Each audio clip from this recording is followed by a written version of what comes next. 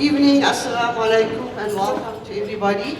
Thank you for your patience with us. Our speakers have had a very, very busy day, so they've come directly from another meeting and have just had a little moment behind the screen. So thank you very much for your patience, and thank you very much for taking of your time to come and listen to us this evening. My name is Youmna El Sayed, chairperson of the Palestine Solidarity Campaign.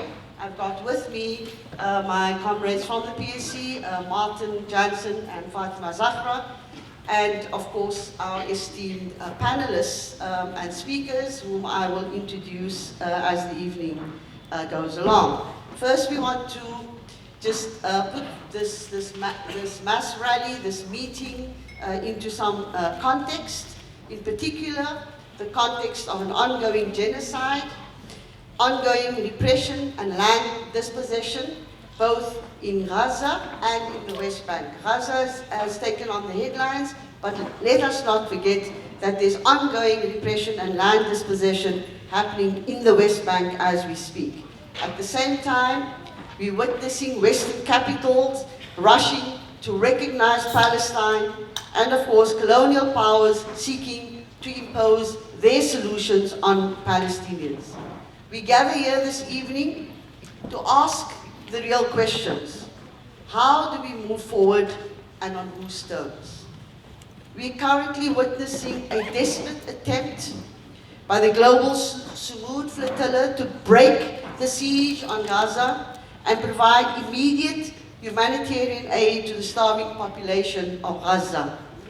And just yesterday, we heard about a US brokered peace deal in collaboration with Israel that is being forced upon Palestinians to accept.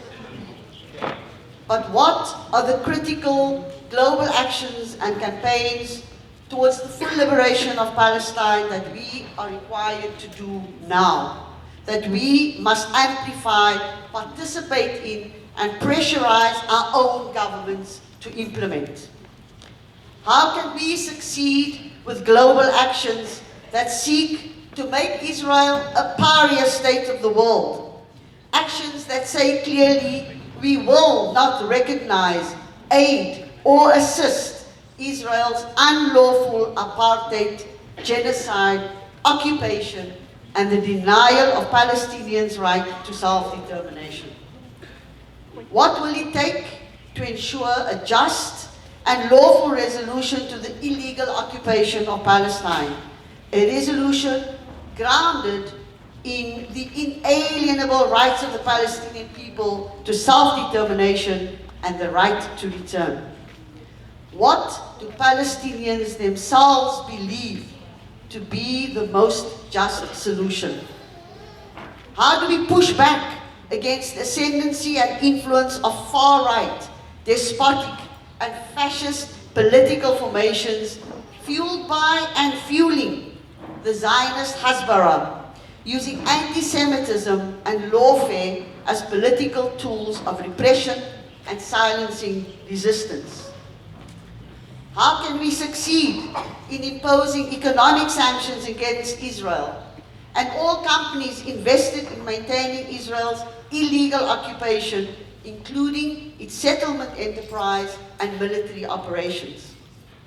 And how can we succeed in imposing military and energy embargoes against Israel and prosecuting our own citizens serving in the Israeli occupation forces? These are some of the questions we hope our esteemed lineup of speakers tonight will address and provide some insights into how we can strengthen our Palestine solidarity efforts and support the resistance against more than 70 years of illegal occupation of Palestinian lands. We will allow our speakers to speak and then at the end invite some comments and questions from the floor. So our first speaker, and I don't think any of our speakers need long introductions, so they're going to be very brief. Our first speaker is Jeremy Corbyn. He's a lifelong anti-apartheid and pro-Palestinian voice, and also the former leader of the UK Labour Party. So I invite Jeremy to be our first speaker. Thank you.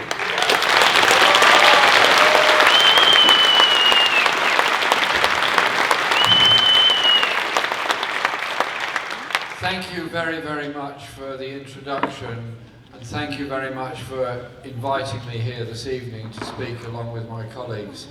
And I want to just say thank you for all the work you are doing, have done and will do to help the people of Palestine and help the global solidarity movement, because what you're doing is actually an example to the rest of the world. And whenever I look at photographs of Palestinian demonstrations all over the world, the one that always comes up as almost always the biggest is Cape Town. Well done all of you for that. We're setting you a bit of a challenge, because on October the 11th in London, we're trying to do the biggest ever demonstration in London for Palestine. We've even got people coming by boat down the River Thames to join in the demonstration, and we're doing everything we can, not just to show solidarity, but to force actions from our own government as well. And the way you've set out the hall this evening with that very interesting tablet of statements over there, the founder of Zionism in 1897, the Balfour Declaration, the one that isn't there but could be there is about the mandate, and then you move on to the 1967 occupation and all the other things that have happened to the Palestinian people.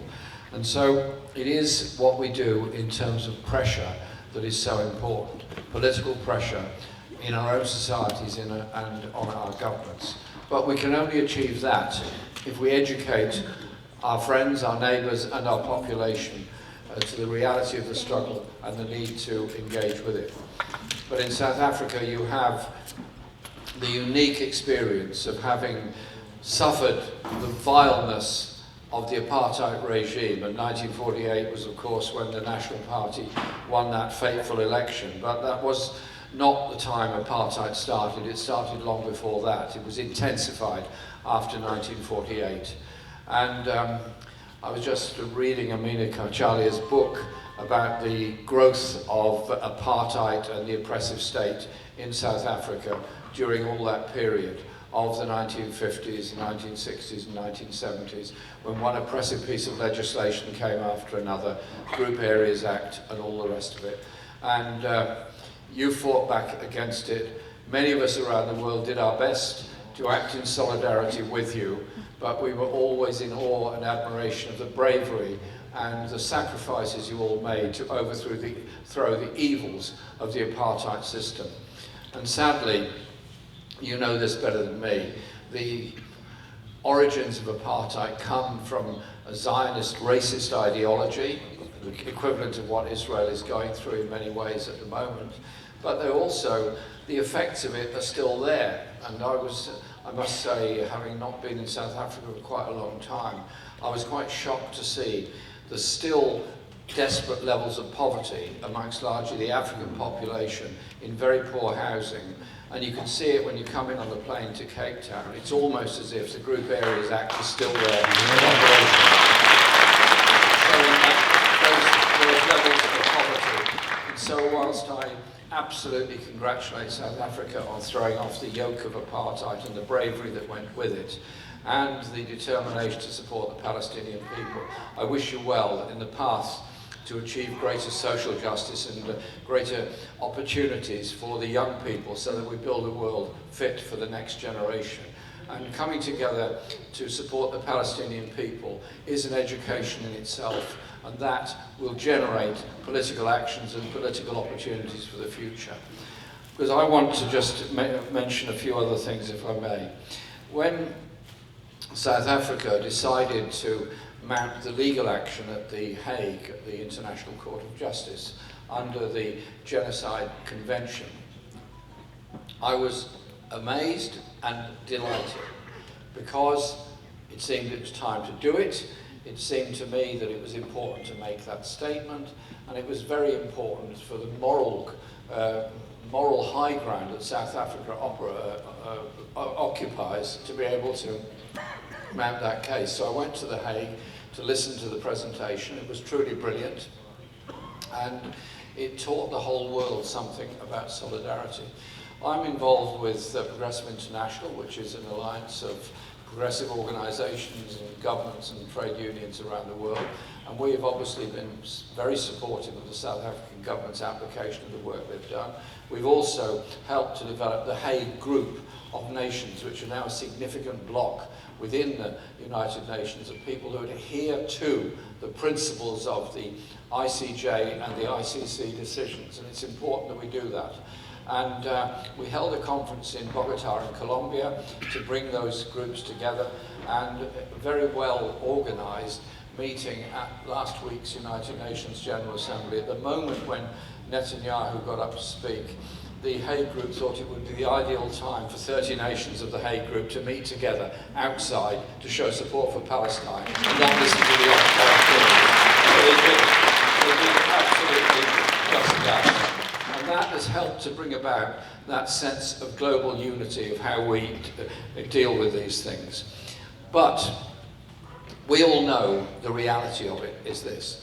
Israel survives because of the arms and the weapons that it gets, mainly from the USA, but also from other countries as well. In the case of my own country, Britain has supplied weapons to Israel for a very long time, and indeed bought some weapons from Israel. But perhaps more importantly, it has what they call a process of security cooperation with Israel, which means that the Royal Air Force bases in Cyprus, at Akrotiri and Takalia, are made available for US and Israeli planes to bring in, take out, deliver, repair, whatever they do with military equipment. There's been 600 flights over Gaza by Royal Air Force planes that have been collecting information, and many of us in Parliament have been asking, what's this information for? Where's it going? Why is it being collected? What's it supposed to be for? And they keep saying it's all about releasing the prisoners in Gaza. Well, it's a very strange way to release prisoners, to fly planes around at 10,000 feet and take photos. And so I asked the question, what is the information for? And I was told it was all security. Okay. We had a case where the information collected could well have helped in a pursuit of justice of an aid worker who was brutally killed by the Israeli Defense Force. His attorneys, his family's attorneys, then asked that the Royal Air Force provide all of that information to them to aid their search for justice for their lost son, who died doing his best to give aid to the people of Gaza. They said no, they would not provide that information. I then asked in Parliament, will you give all of the film footage and all the other information you've collected in the 600 flights to the International Court of Justice and to the International Criminal Court so they can pursue their search for justice for the 60,000 people who've been killed in Gaza? And they said no, all that information is only going to be shared with Israel. So there you have it. Royal Air Force planes overflying Gaza, not for the purpose that they claim, but quite clearly in order to support security cooperation with Israel. We've mounted a big campaign to cease all arms sales to Israel. We have been quite effective in that in some places where the arms sales went up under Starmer's premiership. They've gone down more recently after a lot of pressure from a lot of us. But, and this is a very big but, the plane that does the most devastating attacks on Gaza is the F-35 jet. 15% of the components of the F-35 jet are manufactured at specialised factories all over the United Kingdom. So Britain is complicit in this. So I then raised the question again in Parliament. I said, okay, 15% of the parts are supplied to the global supply chain for the F-35. Will you, to the government, put a condition on that any parts exported for the manufacture of an F-35 cannot be re-exported to Israel or used for planes that will subsequently be sold or supplied to Israel? And you know what they told me? It was impossible to separate out the parts that went to one plane or another. I mean, come on. You might not be able to separate out one potato from another in a shop, but you certainly can. High-tech equipment is very carefully labelled and monitored and followed throughout all of its existence. They knew exactly what they're doing. They are facilitating the use of these jets that have caused such devastation over Gaza at the present time. And so we carry on with that. Those that have taken direct action were then labelled terrorists by Britain, and many people have been arrested standing up for the principle of the right to take civil direct action in order to stop a genocide going on. And our demonstrations and so on, we'll carry on doing it, just like you're going to carry on doing all of yours. I'm going to be told off by the chair in a minute, so I'm going to speed up. Are you cool? Are you okay? Are you sure? Don't look here. We follow the news, obviously, very, very closely. What's happened with the Trump peace plan that was announced last night. And we were talking about it a lot, and I made lots of phone calls and following things about it. And it seems to me that what we're doing is reliving some kind of 19th, 20th century colonialism here, where you have, in this case, the US president presiding over a talk about how peace will come. And they decided that apparently, if there's going to be a ceasefire, there then has to be a new authority put into Gaza to administer Gaza in the future. But they don't think the people of Palestine are capable of administering anything. It's rather like the apartheid thinking in South Africa. The black population, the Indian population, others were apparently not capable of doing anything, only living under white supremacy. It's the same mentality, the same attitude that's being used here. So they're saying the Palestinian people are not capable of rebuilding Gaza, not capable of managing their own affairs. So they've got to bring in a colonial governor. They've got to bring in a sort of some plume hat governor to come in and run things, a sort of viceroy. And so they chance upon Tony Blair. Wow. I mean, there's a lot of choices around the world, so why you end up with Tony Blair, I've really no idea. All I can say about Tony Blair is, I know him, I've met him, I've argued with him, I've disagreed with him, I've told him all kinds of things over many, many years. And personally, I wouldn't elect him to be a dog catcher. never mind that. And so the idea that Blair and a group of businessmen would somehow or other run Gaza and the Israeli forces would go at some point, possibly in the future. The occupation of the West Bank will carry on, but may not be as intense as it was, but it won't be given up. And so what we really have is a facade and a veneer of peace for Gaza. But the reality is the occupation will continue. The ability of Israel to bomb and destroy and kill people in Gaza will continue.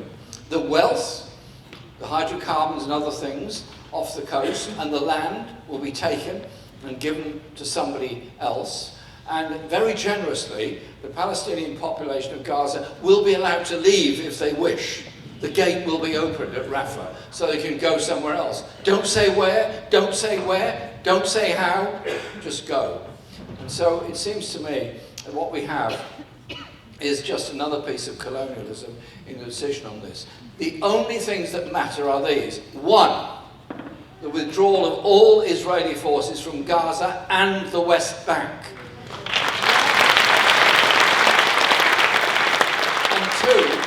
the ability of the Palestinian people to govern themselves is restored. And thirdly, that for all this devastation, all the houses, the schools, the hospitals, and everything else that's been destroyed, reparations have to be paid. And those reparations have got to be paid by Israel and by those countries that have made so much money out of selling arms to Israel in order to take part in the bombardment of Gaza. The arms trade is also culpable in this disaster. And so we have to carry on with our campaigning work. We have to carry on with our demands on all of our own governments, because if we don't, then the Palestinian people will once again be left alone without friends around the world. And so when we campaign, we do it because we do it as an act of solidarity. But we do it also because we're just, at a personal, at a human level, totally horrified at everything we see. I used to be horrified at what I saw was happening in South Africa under apartheid. When Steve Biko was murdered and so many more, I was horrified. I remember the times we stood outside South Africa House chanting the names of people that were about to be executed by the apartheid regime. And we undertook all these acts of solidarity out of frustration, out of desperation, but essentially out of humanity for the suffering that people were going through. But that wasn't on live television. It was reported and we picked it up by radio, by messages and so on. But now you have in live time, live television, children dying for lack of water and lack of food in a hospital that has no anaesthetics, no antiseptics and no equipment, just the love and skill of the medical professionals trying to save those lives. It is utterly evil what is going on in Gaza. It's utterly evil to see life being deliberately destroyed by the wealthy arms manufacturers, the power of Israel and the military might of the United States and the connivance of Western European countries like Britain. It's that disgust, it is disgust, that we have to share with people all over the world. We've slowly made some inroads through the ICJ, through the ICC, through things in different parliaments all around the world. But it's got to go further, it's got to go faster. We've got to stop supplying coal, we've got to stop supplying oil, we've got to stop supplying equipment to Israel. We've got to become completely isolated. And you know better than me that during the apartheid years in South Africa, the sporting boycott that many of us supported, going right back to the Springboks tour in the 60s and the Stop the 70 tour and many others, it didn't actually economically make much difference at all to South Africa. That wasn't the point of it. The point of it was that we could expose that playing cricket, playing football, anything else with the apartheid regime in South Africa was connivance with the apartheid regime. So I echo the words of Eric Cantona speaking last week in Wembley. Magnificent rally at the same place where we held a 70th birthday rally for Nelson Mandela, the same venue. We held that. Cantona, a very famous footballer, said, "I call on all footballers, I call on all sporting people to show solidarity with the Palestinian people and refuse to allow Israeli teams into their country, into their stadia, and not to play them." He called also on the European Football Association and the World Football Association to ban them from the European Championships and from the World Cup. I support that ban and support that call. It's these things that are so important. So tonight, we're here in this wonderful room, beautifully set out, celebrating your success in the demonstrations you've mounted, celebrating the strengths, that sense of solidarity. But I'll finish with this, let's not look upon the Palestinian people just as victims of something awful that we've got to do something about to help them. No, there are people with a past, with a history, with a culture, with poetry, with music, with song, with dance, a vibrant, intellectual, strong, brilliant people. The highest number of graduates anywhere in the world are found in Gaza. It's a highly educated, very intelligent population being so brutally struck down and murdered and imprisoned by the Israeli occupying forces. We will never pass by on the other side while they're suffering. And as long as their suffering goes on, we will be marching, meeting and demonstrating and telling all our politicians, you've got to do exactly the same. Get out there and show real solidarity with the people of Palestine. Thank you very much.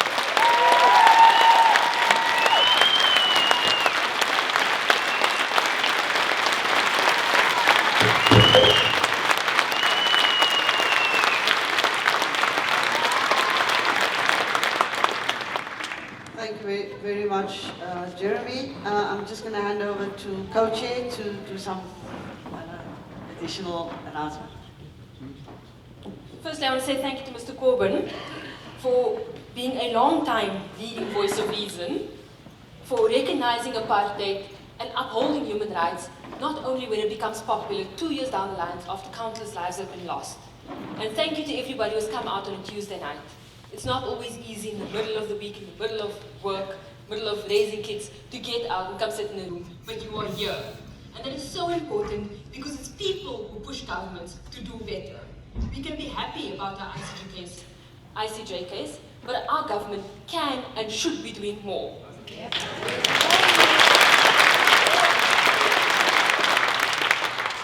As in the demands handed over to Parliament at this recent march we had on Saturday, we call for termination of all diplomatic relations with Israel.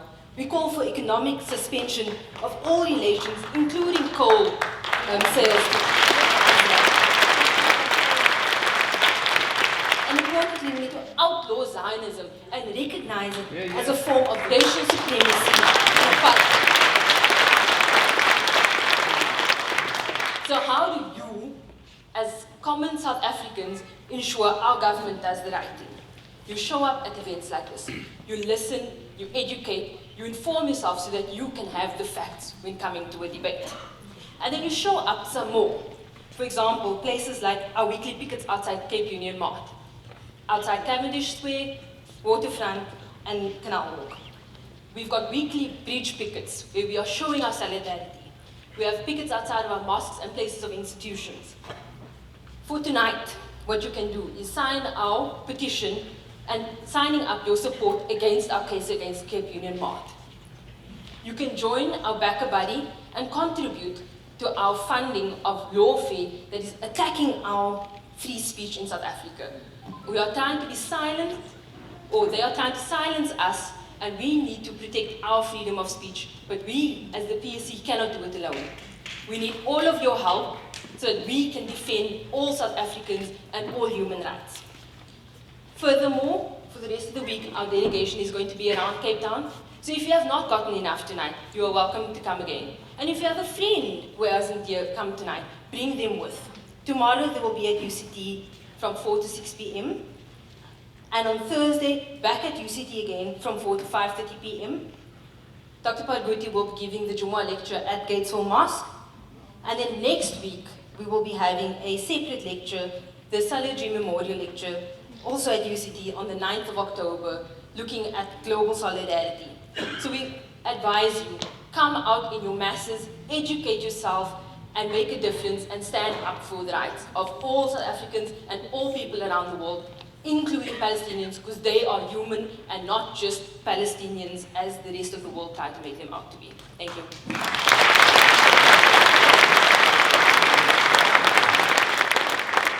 Thank you, Fatima.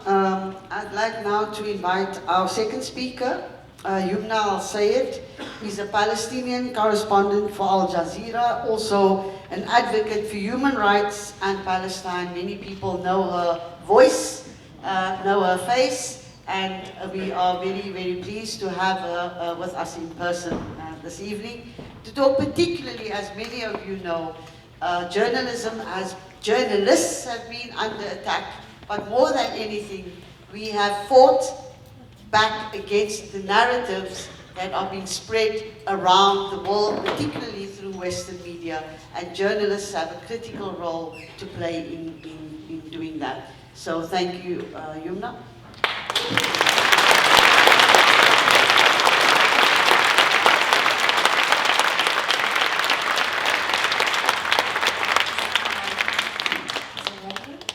Assalamu alaikum Good evening, ladies and gentlemen. It's really heartwarming to see a hall full of crowd, people who care, and because you care and you support and you show us your solidarity, you are here tonight, and we really appreciate this. You're warming our heart.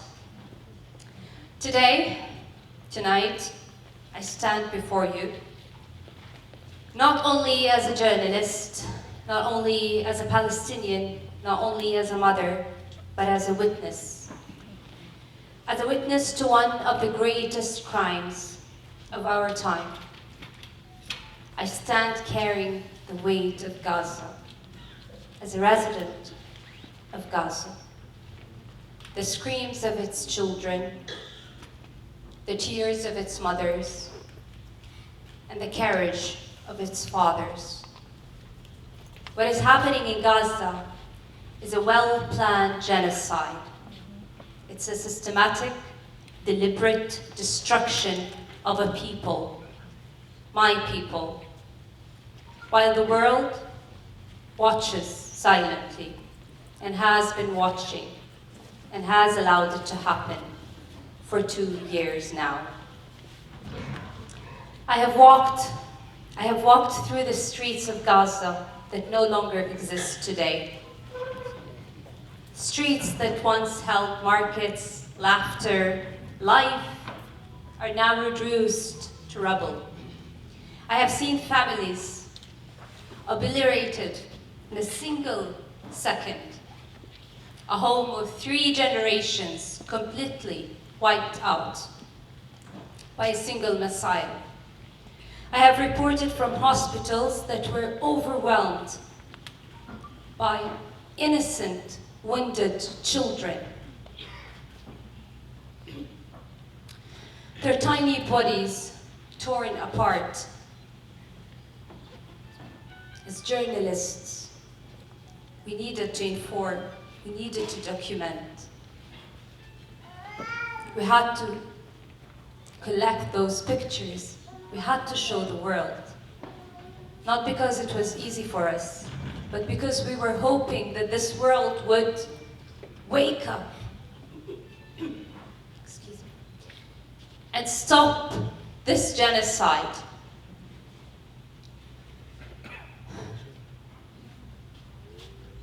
These tiny bodies of children, where their names were written on their arms and legs, because they arrived too mutilated to be recognized. I remember standing by a mother in a hospital who clutched the body of her lifeless baby. She kept on whispering in his ears, singing to him, as if he was still alive and he could still hear her. I remember fathers who died with their bare hands, screaming the names of their children who were buried under the ruins of their homes because they had no other choice. I remember colleagues, journalists, photographers, friends, best friends, killed simply because they dared to say the truth and to inform the world. And I remember nights when I held my own children in my arms and I prayed that the bombs wouldn't choose us next or wouldn't choose us this night. But if they did, they would kill us all at once. In Gaza, this is the reality of every mother and every father. These are not accidents of war. These are not unfortunate mistakes. They are crimes, atrocities, war crimes against humanity. Bombs dropped deliberately on schools, sheltering thousands of displaced families. Hospitals besieged and turned into graveyards. Aid deliberately blocked until hunger, thirst, and contagious diseases become weapons of war. Entire neighborhoods erased from the map like they never existed before. This is occupation. This is apartheid. And this is the ethnic cleansing played out in the 21st century before the eyes of this world. And yet, despite all this pain, our people are still standing. They're still resilient, because resilience in Gaza isn't a choice, it's a way of life. Because the day we decide to say we are tired and we can't go on, our land will never exist anymore.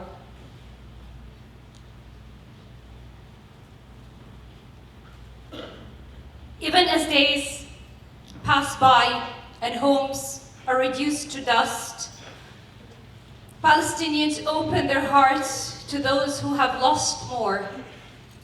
They share their last piece of bread with their neighbors. Even as the world turns its back, we hold on to our dignity, to resistance, and to life. Last night, I was in one of the gatherings, and an American lady who I met for the first time asked me, "Are you a Palestinian?" I said, "Yes." She said, "Are you a Palestinian from Gaza?" I said, "Yes." She said, "Did you live in Gaza?" I said, "I lived in Gaza, I covered the genocide, and I came out." She said, "You look too elegant to be a Palestinian from Gaza."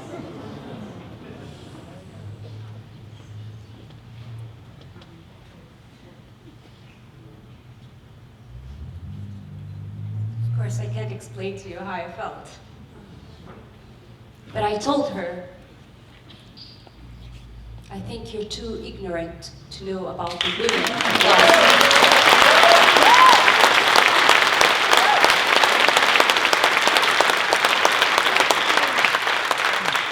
Because those videos and footage that you see of mothers running from bombs, holding their killed children and wounded children in their arms, these are women in the middle of the night that have been forced out of their homes. They have been forced into tents, installed in the streets. They have been deprived their least legitimate rights. They have no water, they have no food, they have no aid, they have no menstrual supplies. But they are educated. They're strong. They're willing to resist each and every day. They stand strong more than any other woman in this world. They endure what women have never in other parts of the world endured. Each and every home in Gaza, and even in the occupied West Bank, and even in East Jerusalem, has a martyr, has someone that they have lost, a beloved, or someone who has been for years in an Israeli jail. But yet, they have lived to raise up generations, educated generations, because we have the highest rate of educated women in Palestine.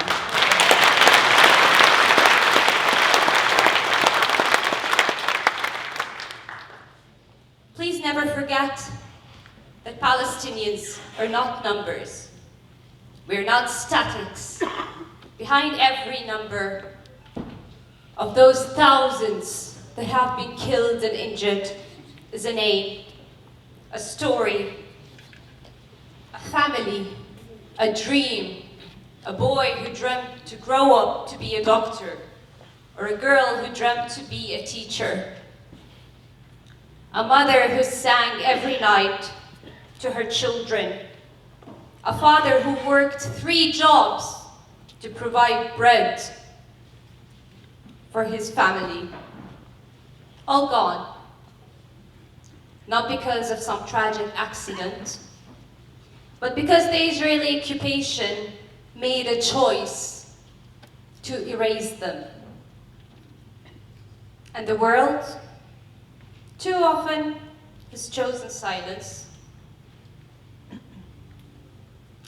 But neutrality in the face of oppression is complicity. Desmond Tutu said, neutrality in the face of oppression is injustice. And I say, silence in the face of genocide is betrayal.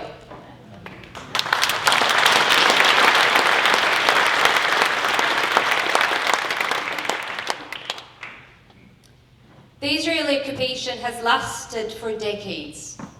Decades of dispossession, decades of apartheid, decades of stolen land, stolen lives, stolen tomorrows. But the genocide unfolding in Gaza is the worst chapter we have lived. And it can't be met with statements of condemnation and worry and concern. It must be met with action. And action begins with us. It begins with the people of the world. It begins with people of conscience and humanity, with every one of you present here today. Demand an end to the bombing. Demand an end to the siege. Demand an end to the occupation and apartheid. Demand accountability for the war crimes. Demand freedom for whole of Palestine. I call upon you to stand with Gaza. Stand with Palestine. Raise your voices. March in your streets. Demand justice from your governments. Do not let them normalize with genocide. Do not let them bury the truth under lies. And do not let them erase us. Palestinians are not asking for pity. We are demanding justice. We are demanding the simple right to live, to dream, to exist on our lands. And together, if we refuse silence, if we refuse complicity, if we refuse to look away, then maybe our children will live to see a free Palestine. Long live Gaza, long live Palestine, and long live the struggle for justice.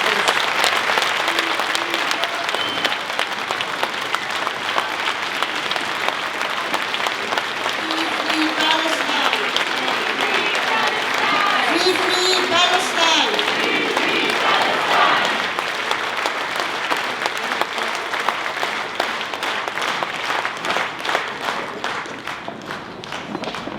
Thank you so much, Youmna. I think your words have moved us even more to hear it come exactly as you say from within Gaza. And our next speaker too is another Palestinian voice, one that we have heard here in Cape Town as well before, and we welcome him again, Mustafa Barghouti, a renowned voice against occupation. He is the Secretary General of the Palestinian National Initiative, which is a political formation separate from the Palestinian Authority and separate from Hamas. And so he will speak particularly from that perspective and give his insights and understandings of both the unfolding genocide, but also all of the things that the other speakers have mentioned in how we take our struggle forward. So please Give us a warm welcome to Mustafa Barghouti.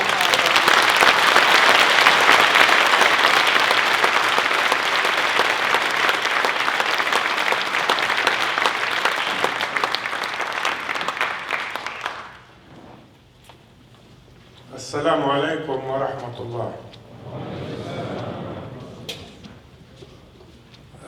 I want to thank you first for receiving us today here in Cape Town. I want to thank you for attending today. I want to thank you for the wonderful demonstration that you had 2 days ago, which impressed us a lot.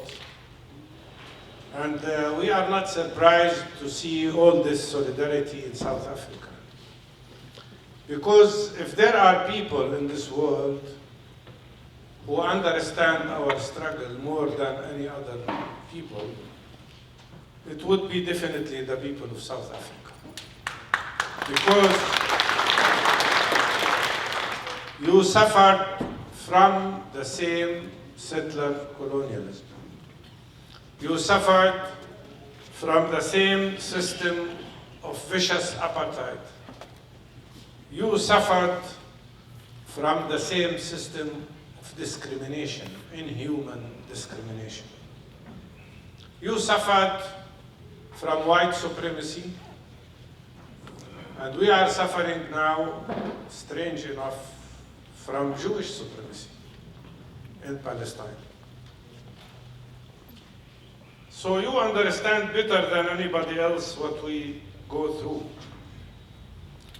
But the story of Palestine, as you know, did not start on the 7th of October. We've been saying that all the time.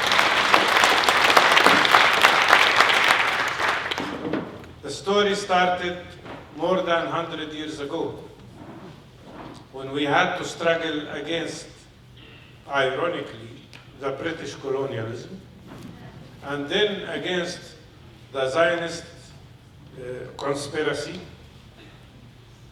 And it started in 1948 when Israel displaced, this should not be forgotten, displaced 70% of the population of Palestine, making them refugees, becoming now more than 7.5 million refugees outside Palestine, but there is a huge number who are still inside Palestine. And what people should not forget is that the people of Gaza are 70% people who have been displaced in 1948. And now they have the guts to come and want to displace them again after they've been displaced. What we suffer from is not just the system of apartheid and the occupation and the displacement, but they've added to that the 3 terrible war crimes: the war crime of genocide, the war crime of collective punishment, including starvation, and the war crime of ethnic cleansing. While we talk now, the people of Gaza City are being ethnically cleansed. While we talk, just now I received information that 59 more Palestinians have been killed by Israeli bombardment today, including 20 who were just seeking food, seeking humanitarian aid. And you know, there is a difference sometimes between people knowing something and people realizing it. So to make us realize what's going on, let me give you a few figures. It's not just that 70,000 Palestinians have been killed so far, and maybe more, because there are more thousands of people who are under the rubble. It's not only that 165,000 people have been injured, many of whom will die because there is no treatment for them. It is also 20,000 children that have died because of Israeli bombardment. But that's together, you're talking about 11% of the population. 11%. Apply it to South Africa, and you will be talking about 6 million people. killed or injured in the course of these 2 years. Apply it to the United States of America, Mr. Trump's country, and you will be talking about 33 million people either injured or killed. Do you know what would have, can you imagine what would the United States have done if 1 million people, not 33 million people, were killed or injured? The number of Palestinians killed in this terrible genocide is larger than all Americans killed in all American wars since the War of Independence in the United States, if you put them together. So, also another number. Mr. Trump was saying that if Hamas doesn't accept the agreement, I will give free hand to Netanyahu. He's been giving him free hand and free legs and free everything, and actually not free hand, but a hand full of explosives. American-made explosives. So far they have thrown on Gaza 160,000 tons of explosives. That is more than 76 kilograms of explosives for each man, woman, and child. No child is 76 kilograms. Imagine that. It's more than 8 times the explosive power of Hiroshima and Nagasaki nuclear bombs that were thrown on them. 90,000 Palestinian children now are suffering from severe malnutrition. And they could die because of the malnutrition. And thousands are suffering from other diseases because Israel is conducting not only a war of bombardment, but also it is conducting biological warfare by depriving people of clean water, depriving people of electricity, depriving people of food, depressing their immunity. Our medical teams tell me that we already had 117,000 cases of infectious hepatitis because of lack of clean water. And on top of that, listen to this other number. 4,000 people have lost their arms or legs because of amputation. I can never forget the story of one of my colleagues, a medical doctor, whose house was bombarded, and to save the life of his niece, he had to amputate the leg without anesthesia. I will never forget the video of that little child who was 5 years old, who lost both of his hands, and was asking his father, "Father, will my hands grow again when I grow up?" And his father could not say anything. He had only tears in his face. During this terrible genocide, they have killed 1,723 of my colleagues, doctors and nurses and other health professionals. They've killed 252 journalists. 252 of Youmna's colleagues in Gaza. And not a single foreign journalist was allowed into Gaza. This is the largest number of journalists ever killed in any war. And just during the last few days, you know, we ran a very important medical organization in Gaza called Palestinian Medical Relief. We have 80 medical teams now in Gaza serving people. They provide treatment to 200,000 people every month. And during the last 4 days, they destroyed 4 of our main clinics and health centers in Gaza City. And before that, they destroyed 3 other clinics. And some of these clinics they have destroyed, and we rebuilt twice. And then they destroyed them again. They target them, and they tell the people, we want to destroy this clinic because it is serving people. One of my colleagues, who is also from medical relief, just for you to know the stories, left his house to get some food, and he came back to find that the house disappeared. His wife and his daughter were killed. His 3 sisters were killed. His 2 brothers were killed. And his mother was killed. In one hit. listen to this number. 2,614 families in Gaza were erased from the civil record, which means nobody stayed alive. A colleague of Youmna from Al Jazeera told me the other day that one of their colleagues was killed, and they were looking for his family to pay his compensation, and they couldn't find anybody because they were all killed. 5,943 other families have been all killed except one remaining from each of these families. And you can imagine what would be their feelings and their life today. And now, while we talk, Gaza, the great city of Gaza, the historical city of Gaza, which is 5,000 years old, much, much, much older than the United States of America, is now being destroyed and erased to the ground.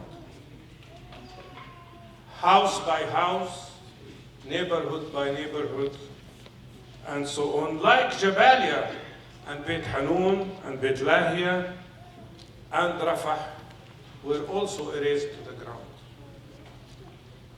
The people who do these crimes are not humans. They're not just criminals, they're not humans. They could not be humans when they stand up and celebrate and take videos of themselves destroying these neighborhoods one after the other. And you can imagine, I speak to our colleagues every day in Gaza. You can imagine the situation of these hundreds of thousands of people in the streets. Just put yourself in their place. In the streets, they have no tents, no curtains, no bathrooms, no water, no food, and don't know what to do. Because they're pushing them one after the other. So where is this civilized world? You know, all these Western countries and Western governments who used to send their experts to teach us about international law, about international humanitarian law, about democracy, and about gender-based violence. That's the most fashionable thing, of course, now. But they don't care about what happens to these women and girls in Gaza who are suffering, unable even to find a way to go to bathroom. Where are these people who were teaching us about all these things? And why this double standard? Why, in the case of Russia, they imposed more than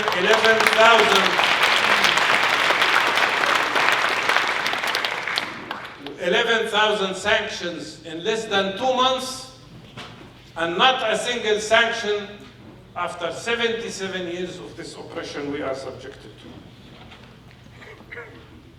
And by the way, it's not just Gaza, it's also the West Bank, where I live. We are also subjected there to continuous terrorist attacks by the Israeli illegal terrorists who are attacking houses, burning houses, burning cars, for confiscating properties. It is not well known in the media that already 60 communities in the West Bank have been evicted by these settlers, ethnically cleansed. It is not known that already Israel has imposed 1,000 military checkpoints cutting the West Bank into pieces, and that there are 200 communities in the West Bank now besieged by military gates that prevent them from getting in or out without an Israeli permission. Imagine what could happen to a person who's having a heart attack or a woman in labor. It is not known that 50,000 people have already been evicted from 3 refugee camps in Tulkarem and Jenin in the West Bank. Their houses are destroyed or burned, they're kicked out, many of them have been killed. And the world, and Mr. Trump, and Mr. Blair, and Mr. Starmer, and the rest of them, keeps talking about the Israeli 48 hostages. Okay, I want them all to be released. We don't need them.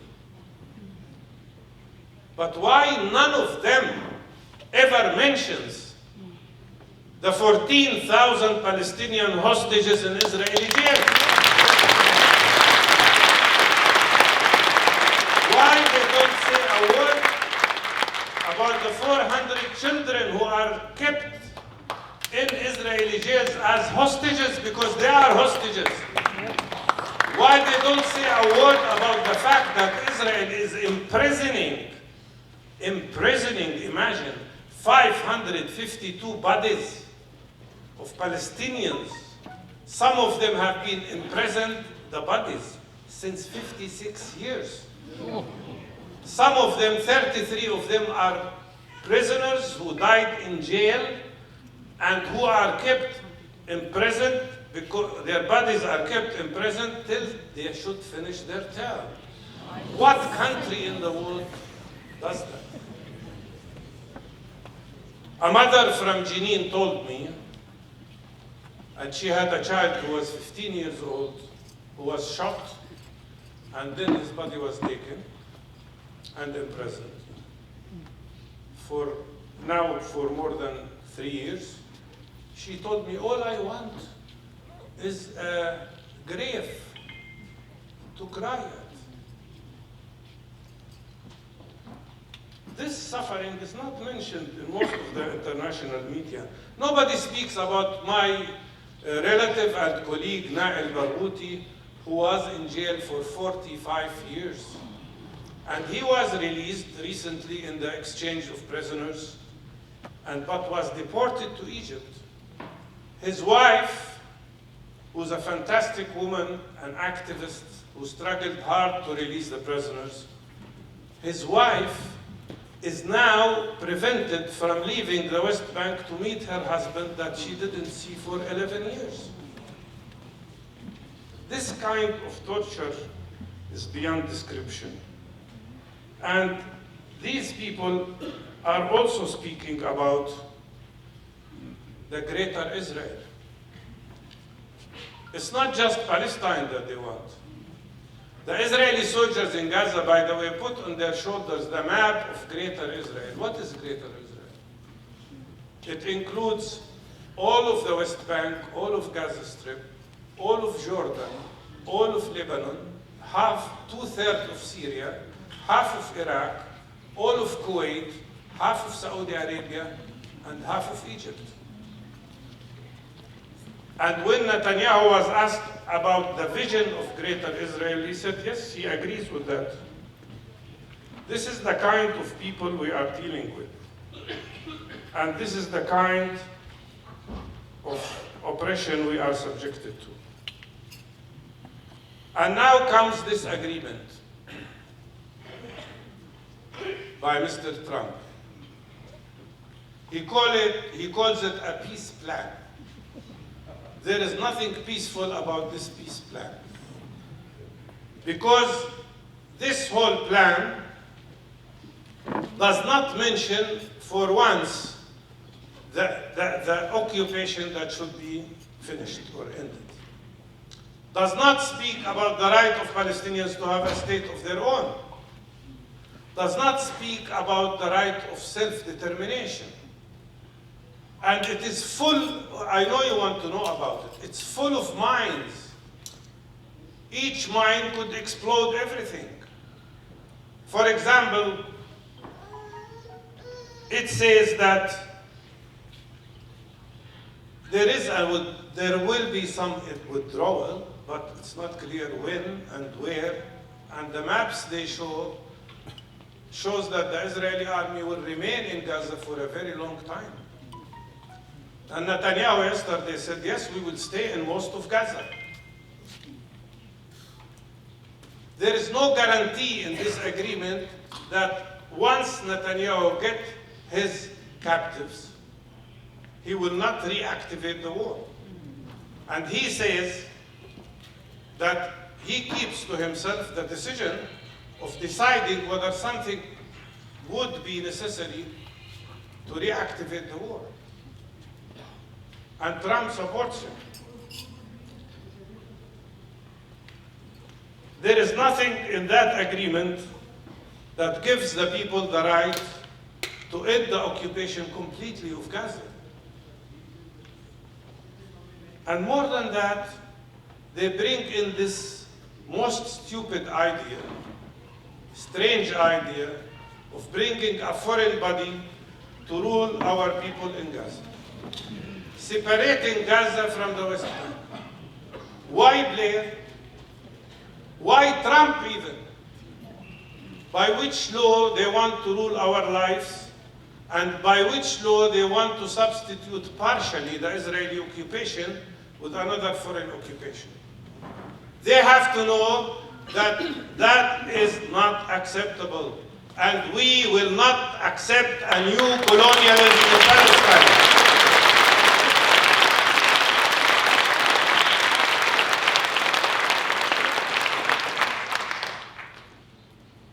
We need your help.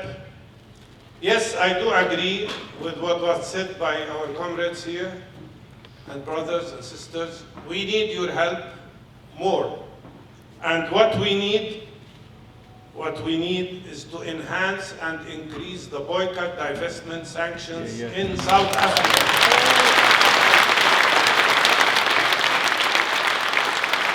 It is not acceptable that Israel receives coal from South Africa. This should stop. It is not acceptable to have an Israeli ambassador in South Africa.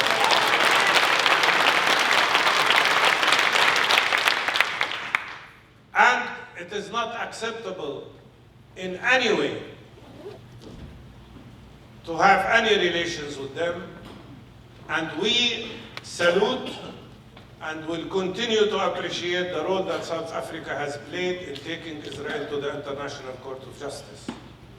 We thank South Africa for that.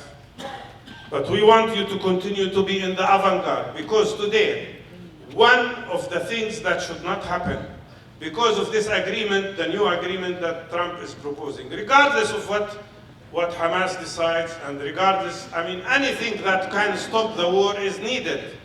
Anything that can stop genocide and can stop the ethnic cleansing of people, we will have to support, of course. But that should not mean repeating the same terrible scenario of Oslo Agreement, which diffused the Intifada and allowed a very bad agreement to take place. And today, we should not allow them to diffuse the great international revolution in solidarity and support of the Palestinian people. The boycott must be extended. There should be academic boycott, sport boycott, cultural boycott, music boycott. Believe me, they hurt when they cannot go to the Eurovision. They hurt when their teams cannot play football. They hurt when they feel isolated, and they hate when you know, and they know, that already 65% of Israelis that used to travel on holidays to other countries are not traveling today because they are not wanted.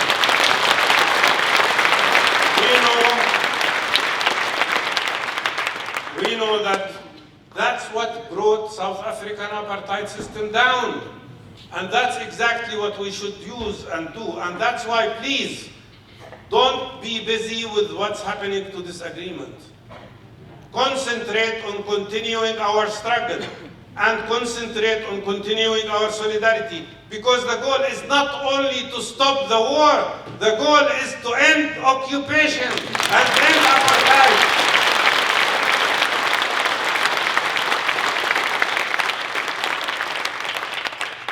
And I promise you, I can promise you on behalf of our people, one thing very clear. There is nothing in this world, there is no power in this world that will stop our struggle. There is no power in this world that can stop our aspiration for freedom and for dignity and for equality and for our rights as Palestinian people. They will not stop us. They will not prevent us from treating our patients. They will not prevent us from teaching our children. They will not prevent us from farming our land.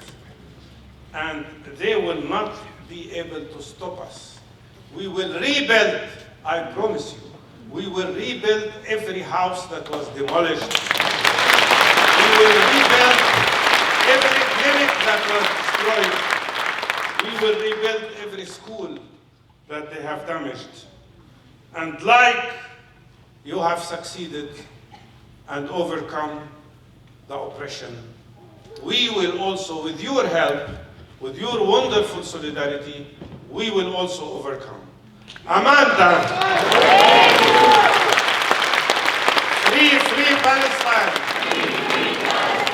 Free, free Palestine! Free, free Palestine! Free, free Palestine! Free, free Palestine! Thank you so much.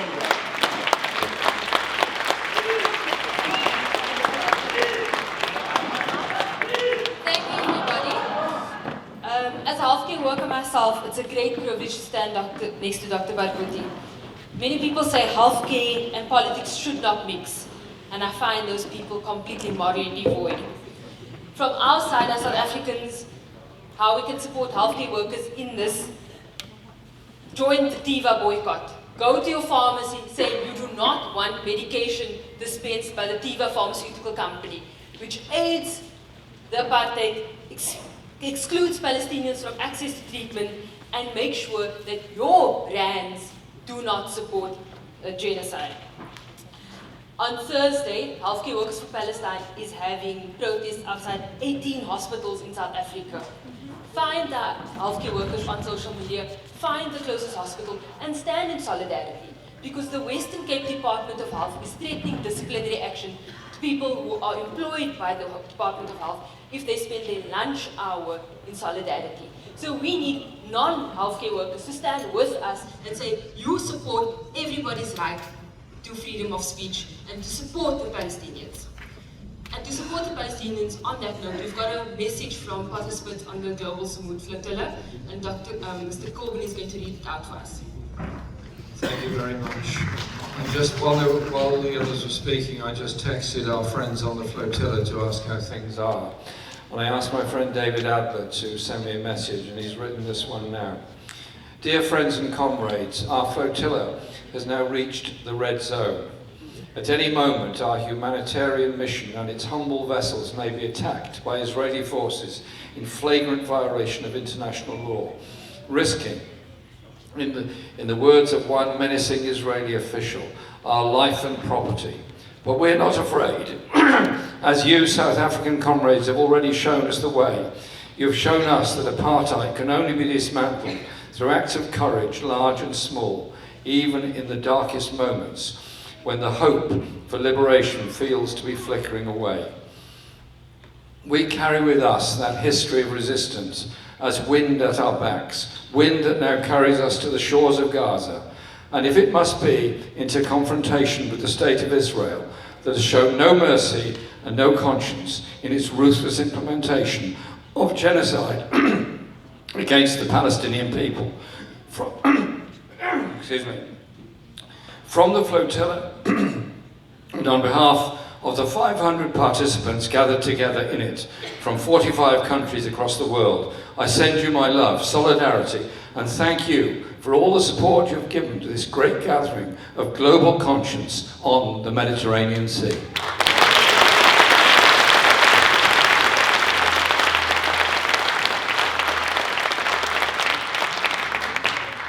Thank you very, very much. Can I ask that we give another hand to all three of our speakers?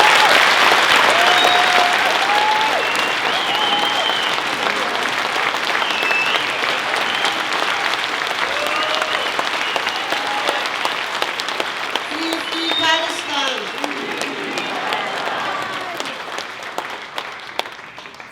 We've just been informed that, in fact, the hall was only booked until 9 o'clock, so we're going a little bit over our time. So we'll allow for maybe 2 or 3 very, very brief questions or comments from the floor. And please, just because of time and that we don't have one person or 2 people dominating, if you can ask for very, very brief comments or questions. I'm not sure if you've got a mic on the floor. Yes, we do. Okay, so here's one person. Please.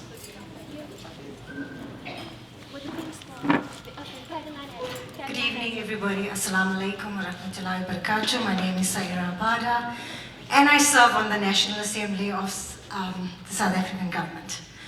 I don't have a question, but I want to say to our panelists, I applaud all of you. I will not stop speaking about Palestine. Every opportunity I get in Parliament, I will bring up Palestine, and I have been doing that. So from our side, from South Africa's side, we stand with you. We've always stood with you.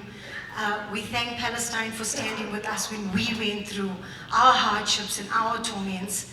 But it's nothing compared to what Palestine is going through right now.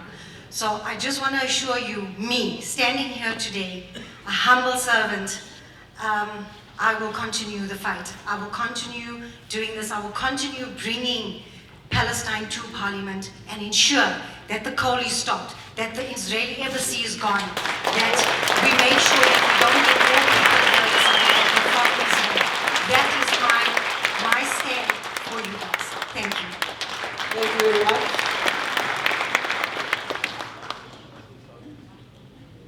I think I'll direct it directly to Jeremy. I think the thing that bedevils us in the whole struggle for Palestine is the whole question of the two-state theory. Do you think we have reached that point where the two-state theory is no more a theory? It should be put in the history rubbish bin.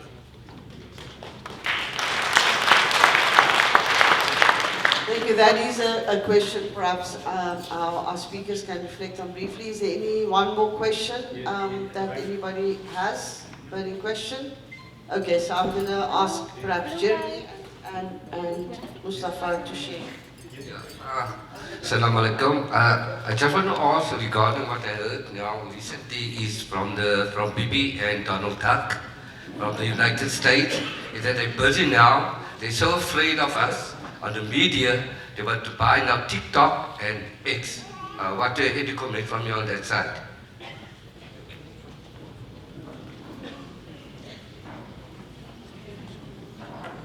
Yes, thanks for the question. On the question of the two-state solution, it's not up to me, or if I may say so respectfully, you either, to decide what the future of Palestine should be. I'm in solidarity with the Palestinian people. I'm not here to tell them what to do. I'm not here to tell them how to conduct their struggle. I'm here in solidarity with them. I respect their decision, and I want them to be able to decide their own future, which is why I'm so angry about the Trump plan last night, which is yet another act of Western colonialism, telling the Palestinian people how to live their lives under occupation. It's not right, it's completely wrong, it shouldn't happen. Our job, solidarity with the people of Palestine, let them decide their future.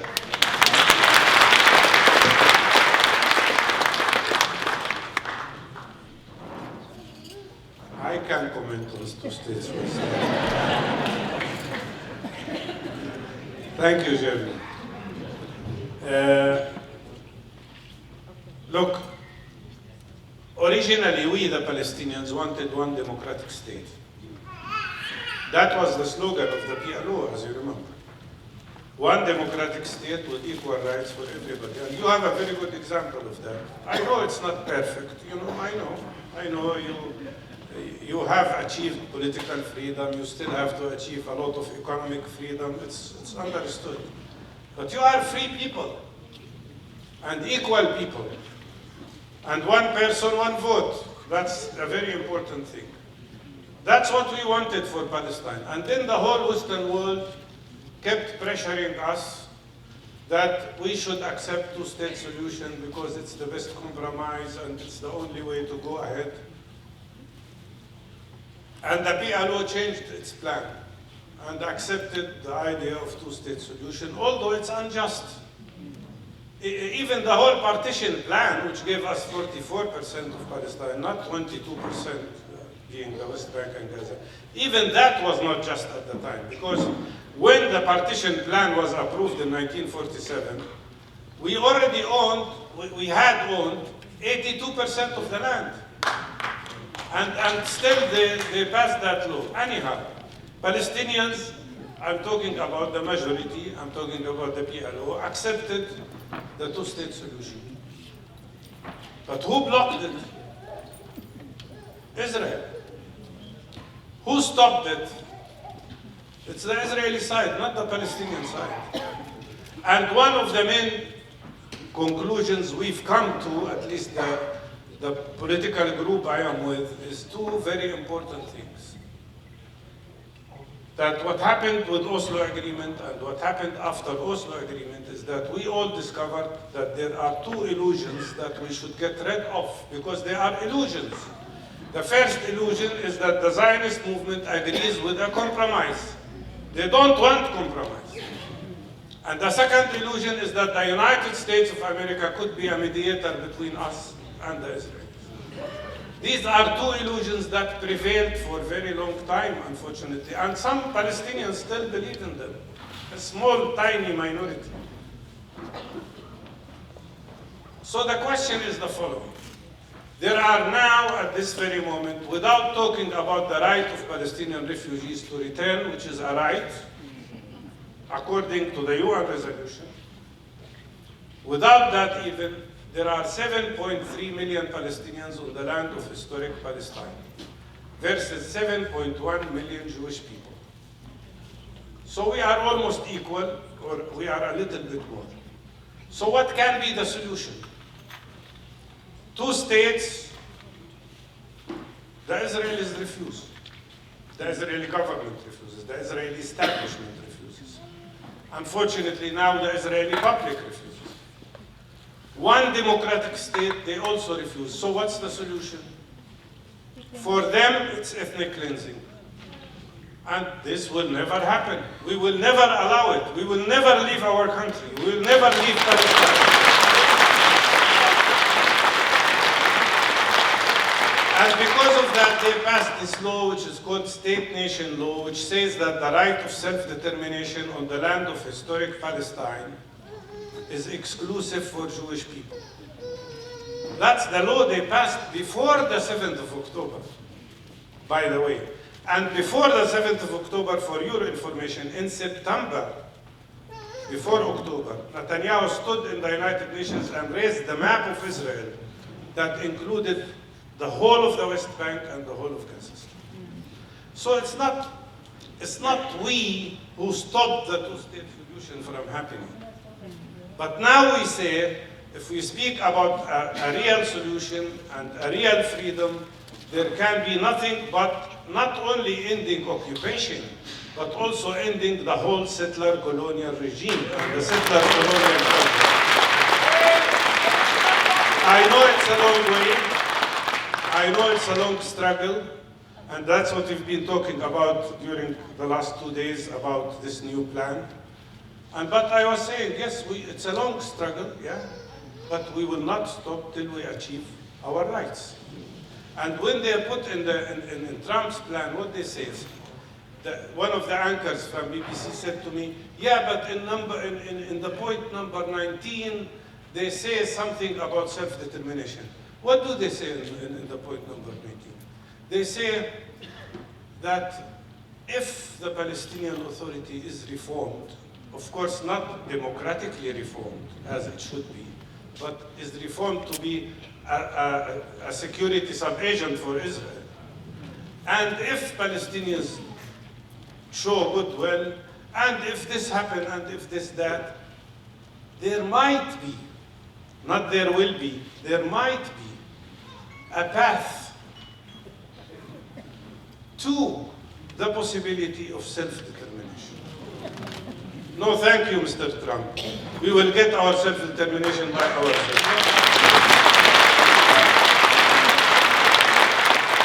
I'm going to ask our Comrade Martin to just draw some concluding remarks and then we will close. Just before Martin goes, just so that Martin can have the final word and end off, I do want to say thank you to Yusuf, whom everybody knows.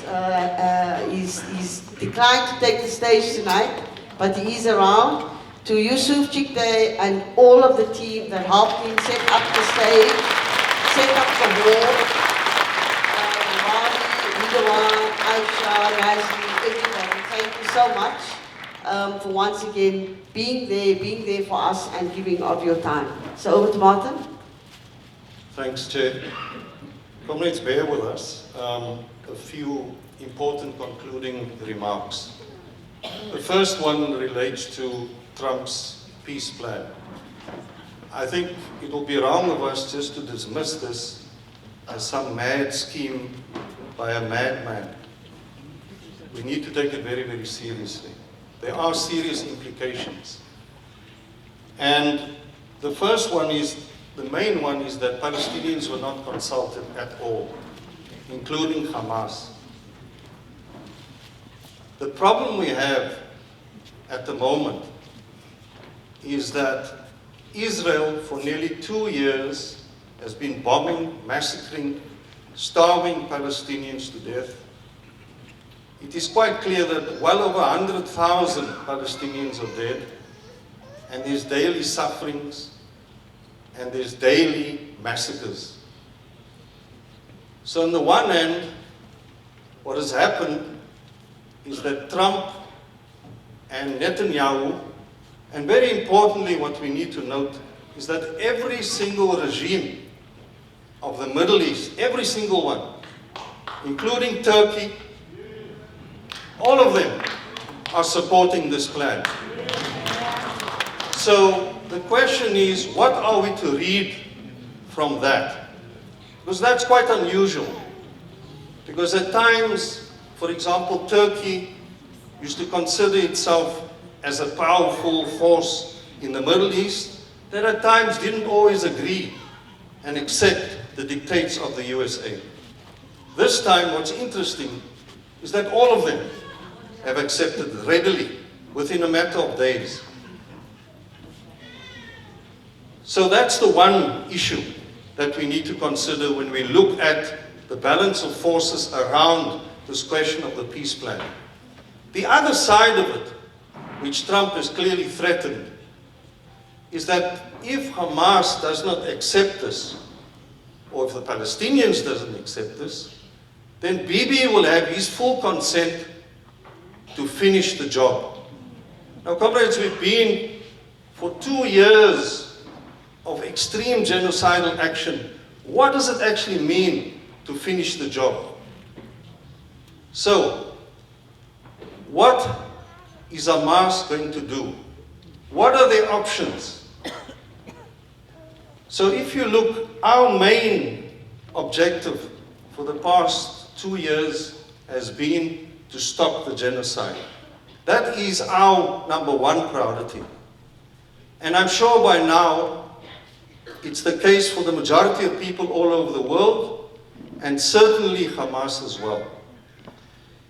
The situation that Hamas is in is where, for example, you have thugs running into a family's home demanding money, and the parents refuse to tell them where the money is, and they say, look, if you're not going to tell us, we're going to start killing your kids.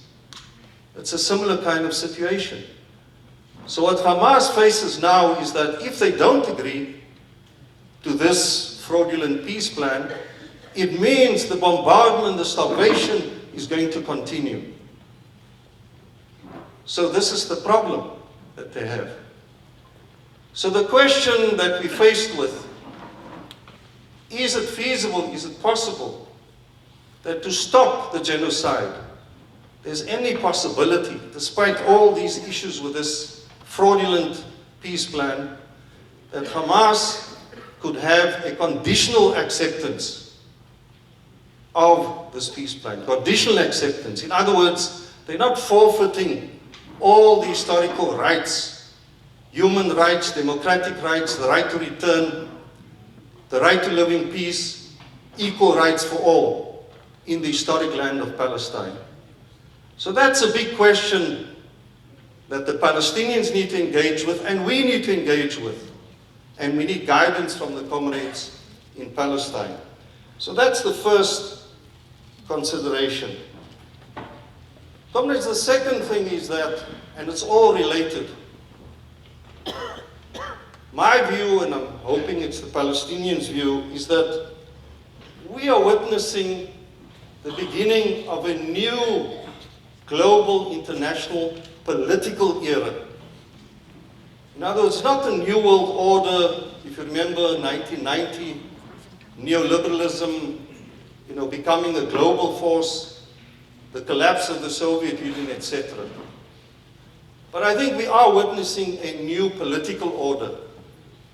And part of it is driven by imperialism's need to assert greater dominance over the world's resources because of the state of capitalism globally. And one of its problems of Western imperialism, led by the USA, is of course the rise of China as a global economic power. The USA for the past 15 years already has been highlighting this. They've said it openly. Our main enemy is China.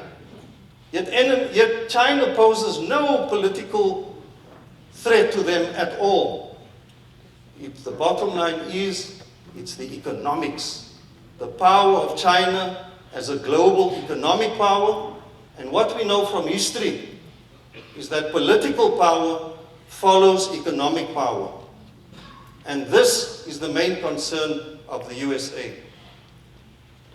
So the bombings that we've seen by Israel, not only of Gaza, but it's Lebanon, it's been Syria, it's been Iran, it's been Yemen, and was it last week? Doha, Qatar. An ally of the USA with the biggest military base in the Middle East. How are we to explain that? The USA knew about it. Of course they knew. This is a message to all the regimes in the Middle East and a message to all the forces all over the world, all the nations of the world, that if you stand in the way of the USA, this is what you'll ultimately get. This is what you're going to get, even if you're an ally. Now for the West, it's Western allies, historical Western allies, for well over a century. It has done, tariffs against them, despite the fact that they are allies. Huge tariffs, Canada, Britain, France, all of them subjected to these extreme tariffs. So this is the message. Now we can say Trump is a stupid bloke, he's uneducated, he's uncouth, he's vulgar. Of course he's all of that. But what we need to understand is that the Trump regime is doing the job of imperialism during this particular period, that it needs a Trump and the United States in the form of a Trump regime. And this includes attacking the people of the United States as well. So I think we need to be mindful of all of that. This is, yes, it's about the genocide, it's about Gaza, it's about the Middle East, but this is the globe, and it includes, comrades, it includes us. We've already seen this issue about trade and sanctions against South Africa, targeting the ANC leaders, etc., etc. So there's a real danger. What I'm raising, comrades, is that our solidarity is also about here and us, and battling with our own issues. So, what are we calling on you to do from the PSC? Yes, it's everything we've done up to now. We are saying all of us here are the PSC. But we need to do more. What we've been appealing for everyone, we can see we've got all these problems in this country. This is what we refer to as a polycrisis. In every sphere of life in South Africa, there's a problem. Now there's this corruption hearings.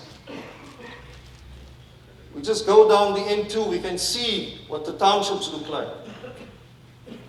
Hundreds are dying on the Cape Flats because of gang wars.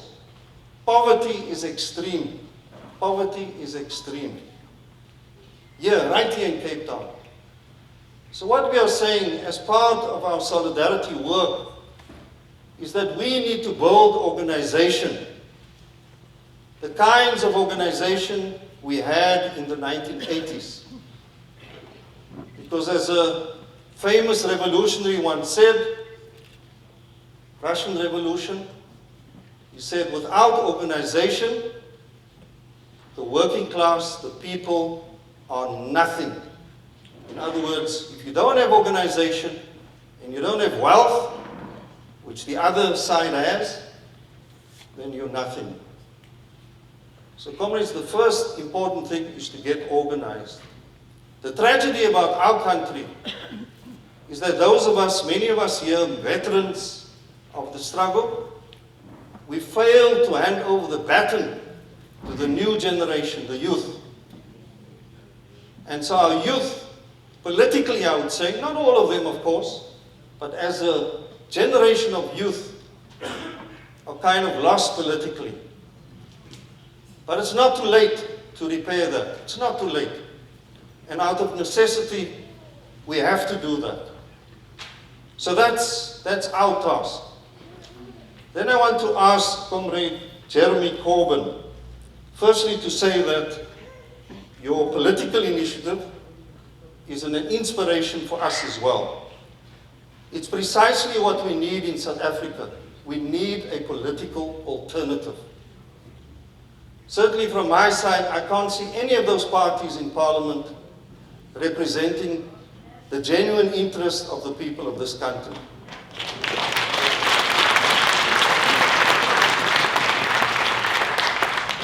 So we need an alternative, new, radical political formation, and we're hoping to be inspired by yours, and we're calling on you to make every effort not to fail.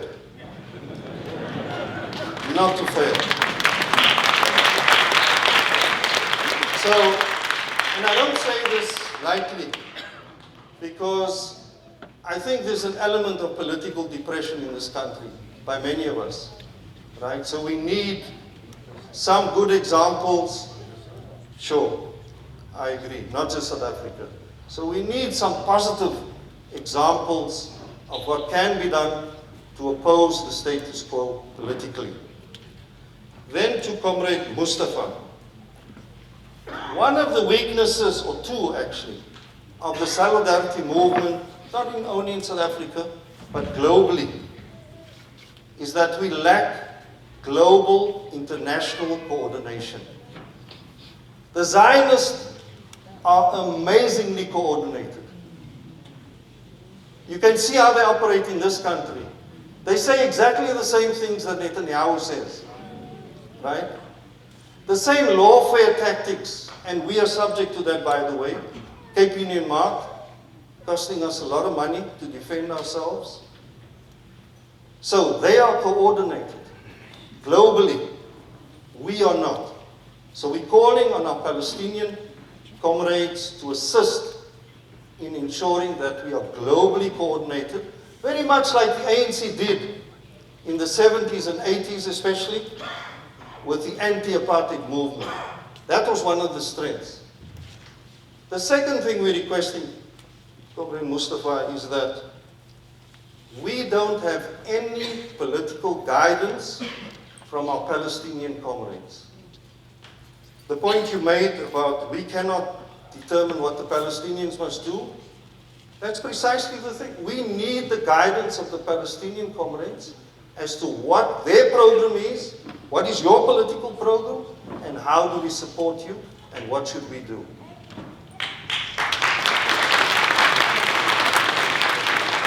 Comrades, for the PSC has existed since 2001, right? And that is what we've been lacking and missing. We don't get the guidance from our Palestinian comrades. The anti-apartheid movement had that. The ANC, PSC organizations and offices in many countries on the continent, Europe, America, etc. Now I know that you have challenges, but please make that a priority. Comrades, yeah, my time is up. Thank you.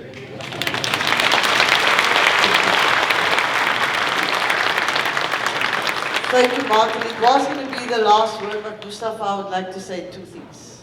Yeah, just in response to what you asked for. By the way, our Palestinian National Initiative, our political movement, is also an alternative movement.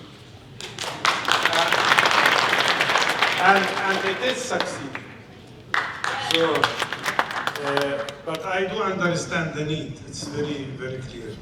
Regarding the global coordination, I have a very good information for you.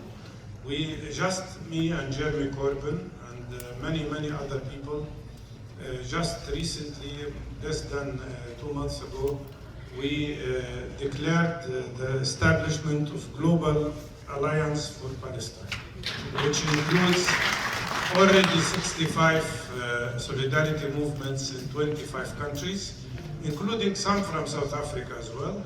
So you are most welcome to join this Global Alliance. And this will establish very good. And one aspect of this alliance is the flotilla, the freedom flotilla. Second, about political guidance, yes, of course, you know, we do have differences in Palestine, but from our side, we will be very happy and we will do our best to provide you with at least what we think is the most important issue. And from now on, we can maintain very good contact. Thank you.